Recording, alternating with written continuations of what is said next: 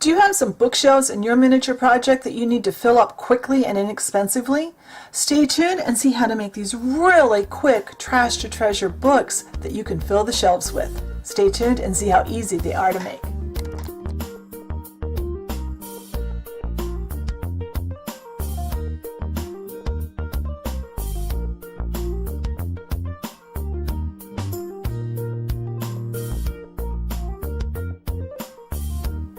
Alright, so first thing you will need for your books are going to be some images of books. And I've got two different images here.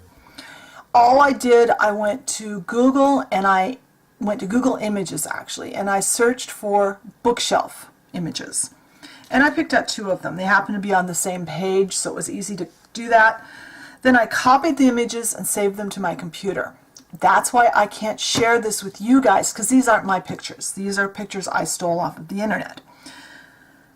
So then I took those two pictures and I went to my photo editing software. I've just got a real simple photo editing software. It's a really old one. It's not available anymore. And I resized these so they were 3/4 of an inch tall. When you go to do yours, you'll need to measure how far apart your shelves are, and make these to fit just a tiny bit shorter than whatever your shelf height is. Then I took those images to a document in my word processor and I just pasted a bunch of them. So I have some of these, I have a bunch of these. This will do a whole library of books. Then I found some paperboard, otherwise known as a cracker box, and I cut some strips. I cut one strip a 1/4 inch or a 1/2 inch tall, because these I'm going to cut down to a 1/2 inch. Because this set of books, I don't know if it's picking up on the camera, but they're not even on the top. It's best if you find pictures of books that all the books are the same height. That will work better here. Then I cut a couple of strips of paperboard that were 3/4 of an inch tall. So those will be the same size as my books. Now, let's prep these first. On the 1/2 inch strip, I am going to make a mark. Whoops, things are falling down off to the side here. Never mind. I'm going to make a mark a 1/2 inch from the end. And on the 3/4 inch ones, I am going to make a mark 3/4 of an inch from the end. This is how far out from the back of my bookcase the front of my books will sit. You can make this however deep you want your books. I would show you this in my bookcase, but I can't find my Dollhouse bookcase. I don't know what I did with it. Right, I'm going to get out my crafting mat. This is kind of gross looking. It's an old one, but it works. So I'm just going to cut out a couple of these. I'm not going to do two. I'll do two here. Do one of each.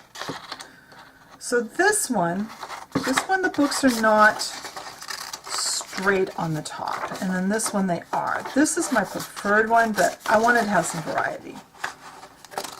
Now these books, you'll have to have them filling the shelf, because otherwise you would see that there was nothing behind them. So cut out really carefully, right at the edge of your picture. Super simple, because this is just a rectangle.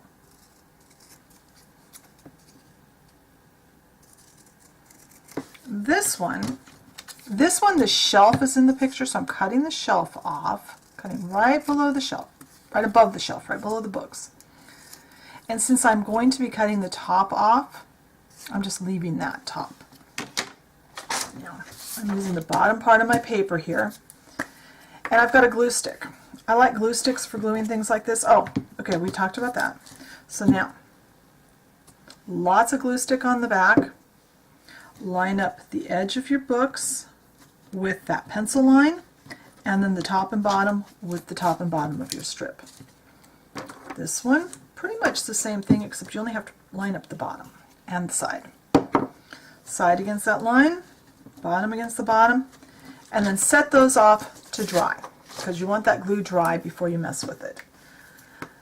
Then I went through and I cut my strips off on these 3/4 inch, same as this measurement. I cut it off that far away from the side, This one is 1/2 inch on each side. And this one, we're going to cut off those uneven tops. There. Now, the magic part. This is why I'm working on a mat. I have a ruler. I have a craft knife because that's what I'm going to very carefully score with the back of the blade at the ends of the books. Then you want something kind of narrow and hard. I've got this nail file and it goes down really thin. Yeah, I love this for my nails, but it quit working because it lost all its grit. It's a plastic material. You could also use like a ball stylus that's really small. So we're going to line our straight edge up with the edge of our books. And this will be much easier for you because you can put your head down over it and not have a camera in the way. Back of my blade, I'm going to cut through here. Not cut, just score. I'm scoring at the end. That way it will bend back neatly. Now, I like the nail file for this because it doesn't break through the paper.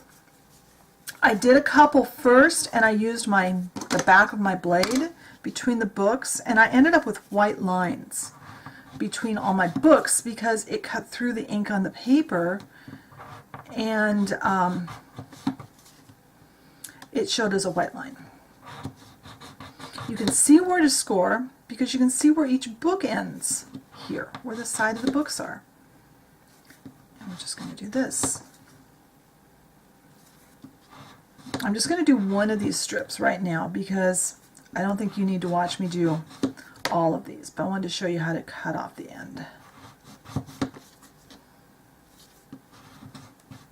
And I'm going to flip this around. I got that one.